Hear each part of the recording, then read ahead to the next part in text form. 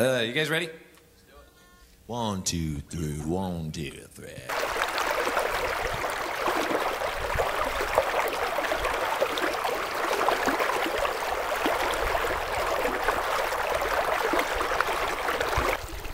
What's up, Big Ball Daddy Nation? As you can see, I'm chilling here in old East Tennessee at a place called Horse Creek. Now this is not actually Horse Creek Park that most Greene Countyans are familiar with. I'm actually out here on the property of Lewis Chambliss, who is doing a tune-up on the old truck right now. And he has allowed me to come back here and sit in his creek.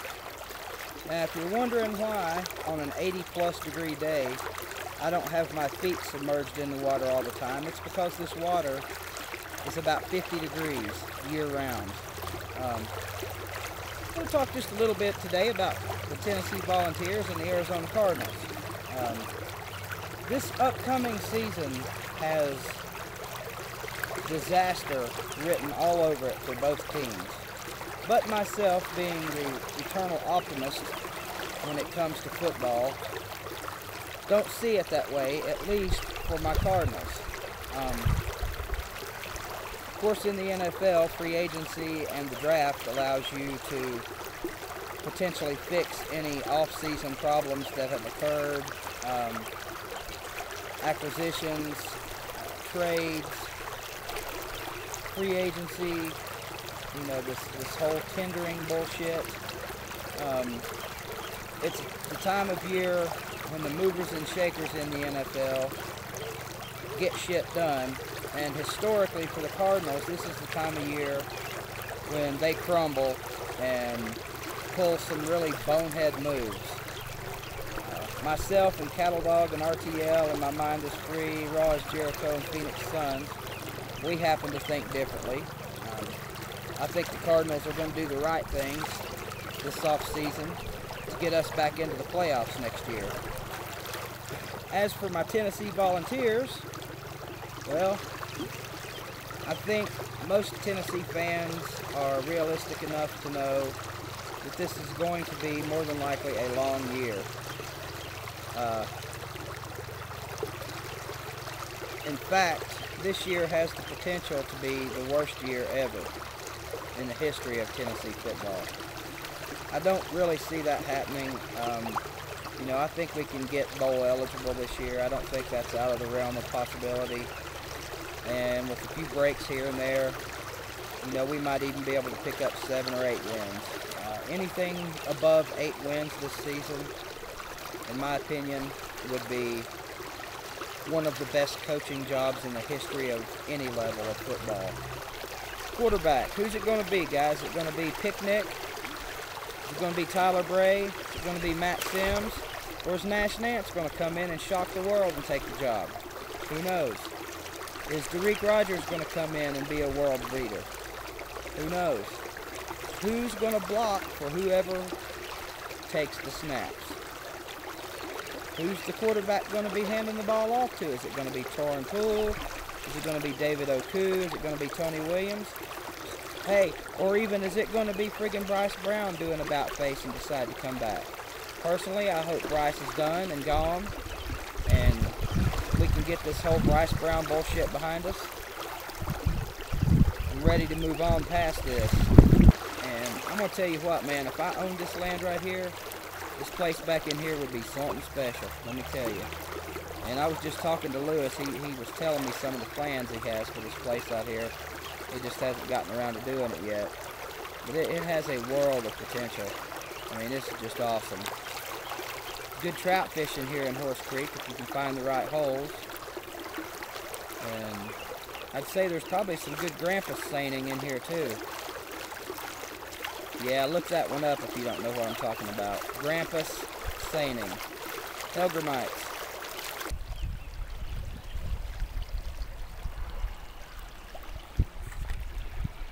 You see the potential for relaxation and comfort that this place possesses. Awesome little bank to sunbathe on. Exquisite little brook to wade in and even lay down in to cool off. Even on the mid 90-degree days in the heat of summer, Horse Creek remains at 50 degrees. You can lay down in this bad boy, and if you don't freeze your nuggets off, you can damn sure cool them off.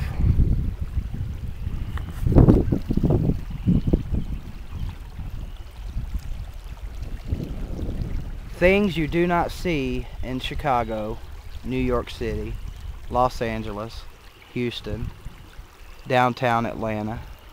But for me, an old East Tennessee boy, this is home. This is where I grew up.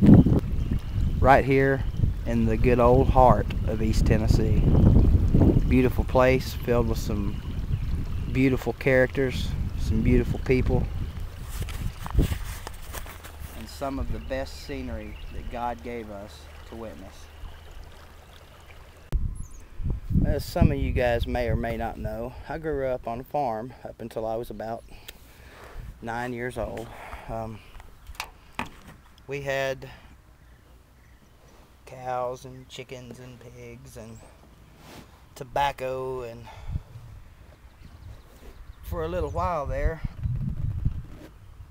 we had some horses and some ponies.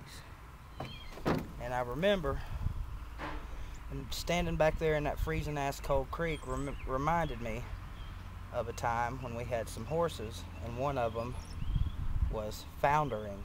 A lot of times old timers would take them out. They'd take the horse out and just stand them out there in a creek. Sometimes it would help the problem, sometimes it didn't help at all, and they'd have to be put down regardless.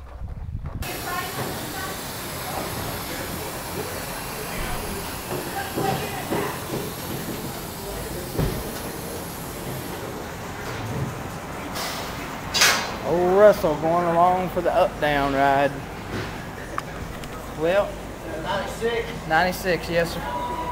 Looks like old Big Ball Daddy has purchased himself once again a nice big old burgundy turd. Needs all kinds of shit on the front end. Ball nuts and spring nuggets and fucking strut jisms and U-jabs and all kinds of fucking knickknacks to go up underneath it.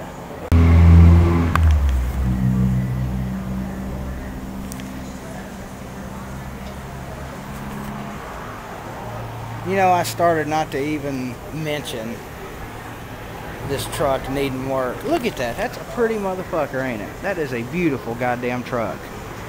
Have you ever seen a turd that polished and beautiful? But that's exactly what it is. A piece of shit.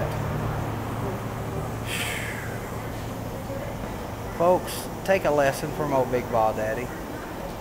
Keep your credit in order, because if you don't, you're going to get to be 43 years old and have fucked up credit, and then when you need a new vehicle, you're going to end up going to a buy here, pay here lot and ending up with a turd. Now, I've had some good luck with buy here, pay here lots, just not lately. You guys know what happened with the first one. We've been down that road, and it's starting to look like it's going to be the same with this, but at least this is not major issues, it's little shit. But it's little shit that needs to be fixed, like ball joints and U-nuggets and nad straps and, you know, fucking dong holes and poop release valves, and they can't even do a front end alignment on it right now because the cock rod that's connected to the steering mechanism, which is connected to the axle, which is connected to the knee bone, which is connected to the shin bone, which is connected to the shove a big old fucking long rod up DVD's ass bone. Oh, and you know what's funny? Look at the name of this place. Humble. Beautiful East Tennessee sunset.